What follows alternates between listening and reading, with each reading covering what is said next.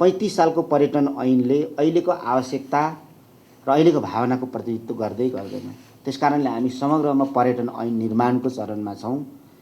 त्यसमा पनि हामी सबैको बल बुद्धि र बरकत लगाउने नै छौँ र आजको समय सापेक्षित पर्यटन ऐन बन्ने छ। र अहिले हामीले नियमावलीमा गरेको छौँ कि अब सगरमाथाको 8000 मिटर माथिबाट चाहिँ प्याराग्लाइडिङ गर्न पाउने, तर डबल दस्तुर तिरेर। आखिर हामीलाई चाहिएको त डलर हो।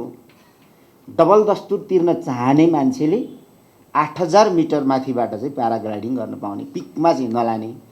त्यसमा अब लाँदा त्यसको महत्त्व घट्छ कि भन्ने एउटा तर्क भयो। अर्को चाहिँ माथिबाट प्याराग्लाइडिङ गराउँदा चाइनातिर हावाले उडाएर मान्छे लगिदियो भने बोर्डर नै क्रस हुन्छ भनेर त्यो संवेदनशीलतालाई पनि ख्याल गरेर हामीले नियमावली चाहिँ हामीले लाँदैछौँ अगाडि। यस्तो भनौँ पुरानो कानुनहरूले अहिलेको पर्यटनको नेतृत्व गर्न सकिरहेको छैन।